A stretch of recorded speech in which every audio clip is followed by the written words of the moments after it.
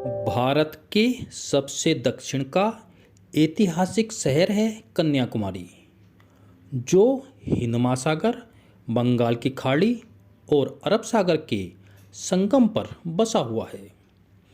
कन्याकुमारी में स्थित Vivekananda rock memorial Bharat के साथ विश्व भर के पर्यटकों का आकर्षण केंद्र बन गया है। विवेकानंद रॉक मेमोरियल भूमि तट से 500 मीटर दूर समुद्र के मध्य एक चट्टान पर बना हुआ है। आखिर जिज्ञासा होती है कि यह स्थान किस लिए इतना प्रसिद्ध है।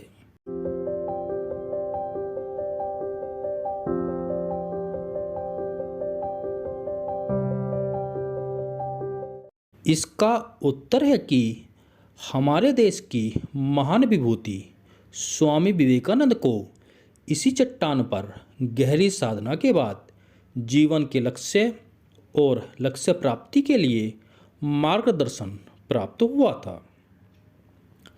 आज तो पर्यटक विवेकानंद रॉक मेमोरियल तक पानी के स्टीमर से पहुंचते हैं, परंतु स्वामी विवेकानंद ने कन्याकुमारी के मुख्य भूमि तट से चट्टान तक की 500 मीटर की समुद्री यात्रा तैरकर पार की थी। स्वामी विवेकानंद वर्ष 1892 के अंत में भारत भ्रमण के दौरान कन्याकुमारी आए थे। उन्होंने 25, 26 और 27 दिसंबर को 3 दिन तक लगातार इस चट्टान पर गहरा ध्यान लगाया था। इसी के बाद उन्हें अपने जीवन का धर्म प्रचार और मानवता का लक्ष्य स्पष्ट हुआ था।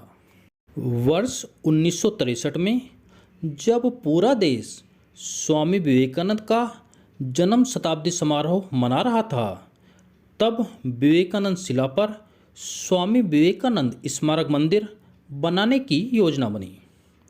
इस योजना को अपने कठिन परिश्रम से श्री एकनाथ रानाडे के नेतृत्व में 650 कारीगरों ने 6 साल में पूर्ण किया था। 2 सितंबर 1970 को भारत के तत्कालीन राष्ट्रपति श्री बीवी गिरी ने इस स्मारक का उद्घाटन किया था। विवेकानंद रॉक मेमोरियल यानी विवेकानंद शिला स्मारक मंदिर लगभग 6 एकड़ में फैला हुआ है। इसके निर्माण में देश के लगभग 30 लाख लोगों का कम से कम ₹1 का सहयोग प्राप्त किया गया था, ताकि यह स्मारक देश की एकता का प्रतीक भी बन सके। समुद्र की लहरें इस स्थान को 24 घंटे अपना चरण स्पर्श करती रहती हैं।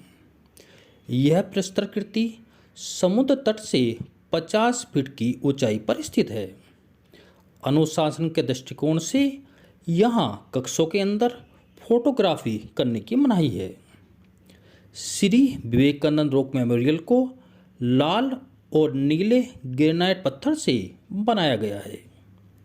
इसके मुख्य भवन में स्वामी विवेकानंद की 8.5 फीट ऊंची कांस्य प्रतिमा के साथ विशाल सभा कक्ष भी बना हुआ है।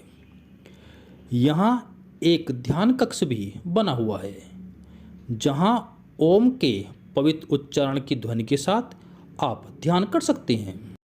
स्वामी विवेकानंद के गुरु श्री रामकृष्ण परमहंस और उनकी पत्नी श्रीमती शारदा देवी के पवित्र मंदिर भी यहाँ बनाए गए हैं।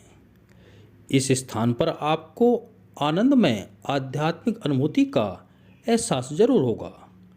इसलिए जब भी कन्याकुमारी जाएं तो यहाँ आना न भूलें।